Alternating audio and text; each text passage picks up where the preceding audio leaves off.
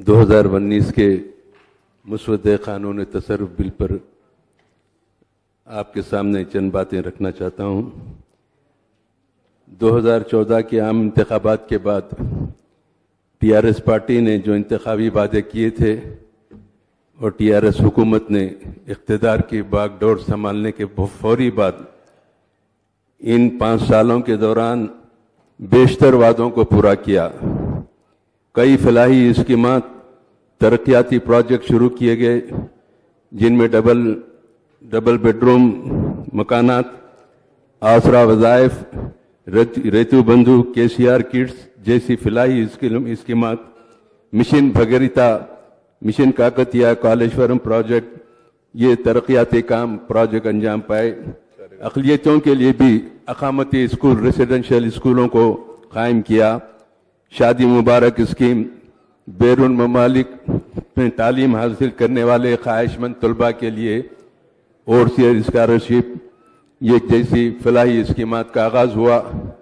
بہت سارے مسائل کو حل کرتے ہوئے دوبارہ ٹی آر ایس پارٹی کو عوام نے اقتدار سونپا۔ ابتدا کے 5 سال میں لوگوں جب ایک قیاس آرائیاں ہو رہے تھے کہ ایک حکومت کیا کر سکتی ہے، کیا نہیں کر سکتی، لیکن میں یہ بتانا چاہتا ہوں کہ جو مسائل حل کیے ہیں وہ مسائل یقیناً ایک دیرینہ مسائل تھے، اور ان مسائل کو حل کرنے کے لیے حکومت نے مؤثر اقدامات کر کے یہ ثابت کر دیا کہ ریاست تلنگانہ کی خوشحالی کے لیے، عوام کی ترقی کے لیے، ترقیاتی پروجیکٹ کے لیے ٹی آر ایس حکومت جو کام کر سکتی ہے انہوں نے اپنی صلاحیتوں کو پیش کیا اور عوام کا اعتماد حاصل کیا۔ یقیناً 2014 میں ٹی آر ایس حکومت جب قائم ہوئی تو مسائل کا ایک انبار بہت بڑے چیلنجز کا سامنا تھا۔ ٹی آر ایس حکومت ان چیلنجز کا مقابلہ کرنے کے لیے کمر بستہ تھی اور آہستہ آہستہ اس میں کامیابی حاصل کرتی گئی۔ 60 سال کی ناانصافیوں کے بعد اس ریاست کو انصاف کا راستہ بتانے کے لیے موجودہ حکومت نے تمام طبقات کو اعتماد میں لے کے ان کے مسائل کو حل کرتے ہوئے دوبارہ اعتماد حاصل کرتے ہوئے اقتدار حاصل کیا۔ یقیناً پورے کے پورے مسائل 4.5 سال میں 60 سال کے حل نہیں ہو سکتے، بہت سارے مسائل ہیں ابھی باقی ہیں، لیکن جو کچھ بھی کیا گیا وہ کم مدت میں بہت زیادہ کیا گیا۔ ہم کو توقع ہے کہ آئندہ بھی مسائل کو اسی طریقے سے حل کریں گے، اور اس جانب توجہ مبذول کرواتے ہوئے میں بتانا چاہتا ہوں گزشتہ سال کا ہمارا اس سال جو بجٹ دیا گیا اس میں ہمیشہ کی طرح اس بجٹ کا صحیح طور پر اور مکمل طور پر اس کا خرچہ نہیں کیا گیا۔ ابھی بجٹ میں بہت ساری اسکیمات میں جیو جاری کیے گئے، لیکن اس کے بعد بھی بجٹ جاری نہیں ہوا، اور 1400 کروڑ کے جیو جاری ہوئے، اور اس میں 800 کروڑ پر ریلیز کیے گئے بجٹ، اور 456 کروڑ ڈیش بورڈ میں رکے ہوئے ہیں۔ اگر کم از کم اس کو پورا ریلیز کر دیا جائے تو کم از کم بہت سارے مسائل حل ہو سکتے ہیں، اور اس کے لیے ایک بڑا ٹارگٹ اقلیتوں کا استعمال کے قابل ہوگا۔ فلک نما چنچل گوڑا جونیئر کالج، ڈگری کالج تعمیر کرنے کا وعدہ کیا گیا تھا، افتتاح کرنے کا، وہ کام ابھی تک رکا ہوا ہے۔ 4 مینار پیدل پروجیکٹ کا کام بہت سست چل رہا ہے، اس کی جلد تکمیل ہونا چاہیے، عوام کو کافی مشکلات ہے۔ سالار جنگ میوزیم کے پاس بریجز کی تعمیر کے لیے حکومت نے منظوری دی، اور اس کے کام کا آغاز جلد کرنا چاہیے۔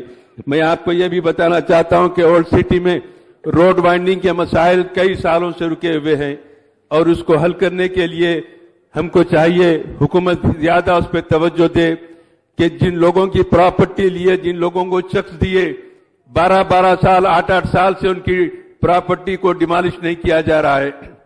مسلسل توجہ دلانے کے بعد بھی اولڈ سٹی کی وائنڈنگ آہستہ کی جاتی ہے، اور کئی سالوں سے زیر التوا ہے۔ انڈر گراؤنڈ کیبل یہاں پر کرانے کا وعدہ کیا گیا تھا اور آج تک نہیں ہوا، اور 4 مینار یونانی ہاسپٹل جو اس وقت زبو حالی کا شکار ہے، بدحالی کا شکار ہے، نہ وہاں پر برابر اسٹاف ہے، نہ کوئی علاج برابر ہوتا ہے، نہ دواؤں کی تیاری ہوتی ہے۔ حکومت کو خاص توجہ دینے کی ضرورت ہے۔ عمارت کی تعمیر و ترمیم کی گئی، 4.5 کروڑ روپے منظور کیے گئے حکومت سے، لیکن اس کو مکمل نہیں کیا گیا۔ اور چار مینار یونانی ہاسپٹل ہندوستان کا وہ پہلا مرکز ہے جو نظام سرکار نے حیدرآباد میں نظامیہ طبیہ کالج اور نظامیہ شفا خانے کے نام سے قائم کیا۔ یہاں پر بہت سارے لوگ غیر اردو داں لوگوں کو لا کے تقرر کیا گیا جو طب یونانی کی اردو تھی، اردو پڑھ سکتے نہ سمجھ سکتے۔ حکومت کو اور خصوصاً چیف منسٹر صاحب سے میری درخواست ہے کہ اس یونانی دواخانے پہ خصوصی توجہ کرے۔ اسلامی ریسرچ سینٹر کے تعلق سے بھی اعلان کیا، اس کے لیے زمین خریدنے کا اعلان آیا، لیکن وہاں کے کام میں بھی پیش رفت نہیں ہوئی۔ انیس الغربا کا کام بھی بہت سستی سے چل رہا ہے اور اس میں تیزی پیدا کرنے کی ضرورت ہے۔ یقیناً انیس الغربا یتیم خانہ ہے جو لوگوں کو سہولت پہنچانے کے لیے ہماری حکومت کا ایک اچھا اقدام ہے۔ جو R&B کی زمین جو روڈ وائنڈنگ میں گئی تھی اس کو ایکوائر کر کے اکبر الدین اویسی صاحب کا ایک دیرینہ مطالبہ تھا جس کو حکومت نے منظور کیا۔ میں آپ کے سامنے یہ بھی بتانا چاہتا ہوں، آج حیدرآباد میں اور خصوصاً پرانے شہر میں بلدی مسائل سے ہم بہت سارے مسائل ہمارے رکے ہوئے ہیں۔ سب سے بڑا مسئلہ وہاں پر الیکٹریسٹی کا ہے۔ دن رات روزانہ بلا وقفہ الیکٹرک میں کٹوتی ہوتی ہے اور برابر سربراہی نہیں ہوتی۔ اور رمضان کا جب مہینہ آتا ہے تو رمضان میں تو بے تحاشا کوئی وقت مقرر نہیں لائٹ بند ہونے کا مسلسل۔ آج تقریباً 12 سال سے یہ الیکٹریسٹی کا مسئلہ اور گاربیج کا مسئلہ، سینیٹیشن کا مسئلہ جب سے حیدرآباد کو گریٹر حیدرآباد میں شامل کیا گیا اس کے بعد سے ہمارے پاس سینیٹیشن کا مسئلہ بالکل ٹھپ ہو کے رہ گیا ہے۔ 2014 کے الیکشن کے بعد چیف منسٹر صاحب نے خصوصی اجلاس سٹی کے MLAs کے بلا کے دیکھ رہے تھے کہ کس طریقے سے سینیٹیشن کے کام کو کنٹرول کیا جائے، وہ کام رکا ہوا ہے۔ پرانے شہر میں برابر صفائی نہیں ہوتی ہے، گاربیج کی لفٹنگ نہیں ہوتی، اس لیے نہیں ہوتی کہ سینیٹیشن کا اسٹاف وہاں پر موجود نہیں ہے۔ کوئی بھی جو مر گیا یا ٹرانسفر ہو یا جو ریٹائرڈ ہو گیا اس کی جگہ اس کو فل نہیں کیا جا رہا ہے۔ ایک سنگین مسئلہ بنا ہوا ہے لائٹ کا اور سینیٹیشن کا۔ میں حکومت سے میرا مطالبہ ہے کہ اس مسئلے کے لیے فوری یکسوئی کرے اور اس مسئلے کو حل کرے۔ اسکالرشپ کے لیے جو لوگ اسکالرشپ کے لیے داخل کیے ان کے اسکالرشپ کی ریلیز نہیں ہوا اور کالجوں میں اسکولوں میں ان کے سرٹیفکیٹ روک دیے گئے ہیں کیونکہ اسکول والے بھی مجبور ہیں، ان کے پاس پیسہ نہیں ہے، اخراجات رہتے اسکول کے، لیکن ان کے نتائج ان کے سرٹیفکیٹ کو روکا گیا۔ جتنے بھی اسکالرشپ کے رقومات رکے ہوئے ہیں اس کی پابجائی اور اس کو ریلیز کرنے کے لیے حکومت سے ہم خواہش کرتے ہیں۔ آپ بتائیے، تاریخی حیدرآباد میں چار مینار کا ایک بڑا مسئلہ ہے جہاں پر صفائی اور سیوریج کے مسائل بڑے ہوئے ہیں، اس پر بھی حکومت کو توجہ دینے کی ضرورت ہے۔ میں یہ بھی کہوں گا کہ آج حیدرآباد میں جو ٹریفک کا مسئلہ دن بدن سنگین صورت اختیار کرتے چلے جا رہا ہے۔ آج پرانے شہر میں خصوصاً چار مینار پر جہاں ہزاروں سے لوگ آتے ہیں ٹورسٹ دیکھنے کے لیے، کوئی کانسٹیبل ٹریفک کا دن میں نہیں رہتا۔ صبح 2 گھنٹے آتے، شام میں 2 گھنٹے ڈیوٹی کرتے، ٹھیلا بنڈی کو چالان کرتے، فٹ پاتھ والوں کو چالان کرتے چلے جاتے۔ بالکل ٹریفک پولیس کا کام پرانے شہر میں مین روڈ پر چار مینار کے اطراف اور پتھر گٹی کے علاقے گلزار مدینہ بلڈنگ پہ کوئی کانسٹیبل کام نہیں کرتا۔ اور اوپر سے سونے پہ سہاگا، یہ 1 سال پہلے اسی ہاؤس میں نے چیف منسٹر صاحب کو بتایا تھا کہ فٹ پاتھ پہ کاروبار کرنے والوں کو جیلوں میں ڈالا جا رہا ہے 2-2 دن کے لیے۔ ارے غریب مجبور ہو کے فٹ پاتھ پر روزگار اختیار کر رہا ہے، روزگار کما رہا ہے، تو اس کو چالان کرنے کی بجائے جیلوں میں ڈالا جا رہا ہے۔ جیل کو بھیجنا تو ایسا آسان بنا دیا گیا کہ بچہ، باوا، دادا، 2 نسل اس کے بدنام ہو جاتے ہیں بغیر کچھ کر کے۔ کوئی چوری نہیں کرا، کوئی ڈاکہ نہیں ڈالا، غربت نے اس کو مجبور کیا فٹ پاتھ پہ کاروبار کرنے کے لیے۔ کیا یہ صحیح ہے؟ جرم چھوٹا ہے، سزا بہت بڑی ہے۔ چیف منسٹر صاحب نے ہاؤس میں اعلان کیا تھا یہ نہیں ہوگا اور یہاں ہوم منسٹر کو پابند کیا تھا، لیکن اب وہ سلسلہ پھر جاری ہے۔ بے شمار لوگوں کو جیلوں کو بھیجا۔ اب تو حد یہ ہو گئی، موبائل لے کے بات کر رہے موٹر میں کار چلاتے ہوئے، اس کو بھی جیل بھیج دیے۔ ہائی کورٹ نے اس کو کنڈم کر کے 500-5,000 روپے جرمانہ دیا اور ان کی جیل کی سزا کو منسوخ کر دیا۔ میں حکومت سے اور چیف منسٹر صاحب سے میری درخواست ہے، آپ جرمانے کرو ان کے اوپر، لیکن جیل کی سزا مت دو۔ وہ جا کے جرائم پیشہ لوگ میں شامل ہو جائیں گے اگر یہ حرکت ہوں گی تو میں توقع کروں گا کہ اس پہ چیف منسٹر صاحب سابقہ میں جیسے اعلان کیے ہیں ابھی بھی اسی طریقے سے اعلان کر کے غریب بے روزگار لوگوں کو، ٹرافک والے آتے ہیں، ٹاؤن پلاننگ والے آتے ہیں، فٹ پاتھ پہ دکانیں لگانے والوں سے پیسے وصول کرتے ہیں، 5 سال 6 سال کے بعد اس کا کاروبار پکا ہو جاتا تو پھر آ کے اس کے کاروبار کو بے دخل کر کے بے روزگار کر دیتے ہیں۔ آج فٹ پاتھوں کو بے دخل کرنے کے لیے کاروبار سے لوگوں کو مہم چلائی جا رہی ہے بلدیہ کے لیے۔ ہم فٹ پاتھوں پہ ناجائز قبضوں کی تائید میں نہیں ہیں، ہمارا مطالبہ یہ ہے غریب کو بٹھاتے خود ہیں، پھر لا کے اس کے کاروبار کو توڑ پھوڑ کر کے نقصان پہنچاتے اس کو بے روزگار کرتے ہیں۔ غریب لوگوں کے لیے متبادل انتظام کر کے ان کو بے روزگار کرو، بے روزگار مت کرو، متبادل انتظام کر کے ان کے کاروبار کو جاری رکھو، یہی ہمارا مطالبہ ہے۔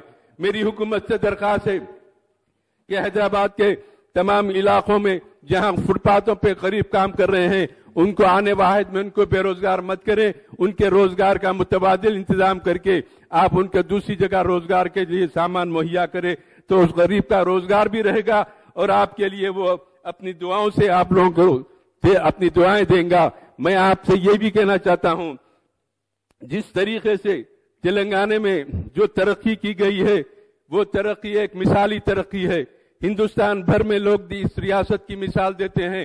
4.5 سال میں 60 سال کی ناانصافیوں میں جو انصاف کیا گیا، خصوصاً اقلیتوں کو، ہمارے پسماندہ طبقات کو، مسلمانوں کو، تمام لوگوں کے لیے جو مسائل حکومت نے یکساں طور پہ حل کرائے، یقیناً وہ حکومت کے لیے لائق ستائش ہے۔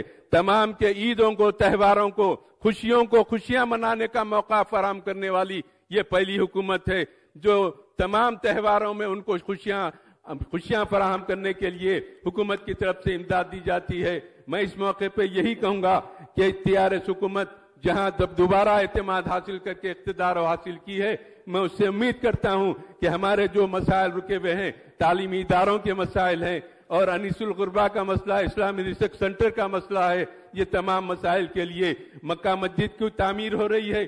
تعمیر مکہ مسجد سے لے کر آج تک کوئی اتنے بڑے پیمانے پہ تعمیر نہیں کیا۔ 18 مہینے کا اس کا کنٹریکٹ ہے، 1 سال ہو چکا، کام آہستہ ہو رہا ہے لیکن کام پختہ ہونا چاہیے۔ کوئی حکومت نے اس پہ توجہ نہیں دی، آج موجودہ حکومت نے اس کے اوپر توجہ دے کے آرکیالوجی کے لوگوں سے پورے پلان منگا کے کام کرا رہی ہے۔ کام میں تیزی پیدا ہونے کی ضرورت ہے۔ ایک رمضان تو گزرا، دوسرا رمضان بھی کام کے دوران ہی گزرے گا، پرواہ نہیں، لیکن کام میں اجلت کر کے اس کی تکمیل کریں، کیونکہ آج تک مکہ مسجد تعمیر ہونے کے بعد سے اتنا بڑا کام کوئی حکومت نہیں کر سکی۔ یہ TRS حکومت نے اس کی منظوری لے کے کام کرایا تو یہ اس بات کا ثبوت ہے کہ وہ آثار قدیمہ کی عمارتوں کا، عبادت گاہوں کا تحفظ کرنا چاہتی ہے۔ یقیناً ہر اچھے کام میں مجلس اتحاد المسلمین حکومت کے ساتھ ہے۔ ہم چاہتے ہیں جو حکومت انصاف کرتی ہے سب کے ساتھ، اس حکومت کے ساتھ تعاون کرنا ہے اور کرتے رہیں گے۔ ہم کو توقع ہے کہ بہت سارے مسائل ہمارے جو میں ابھی ذکر کیا رکے ہوئے ہیں، اس کی یکسوئی کے لیے، اس کے جلد یکسوئی کے لیے حکومت توجہ دے اور اس مسائل کو حل کرتے ہوئے مزید اپنے اعتماد میں اضافہ کرے۔ شکریہ۔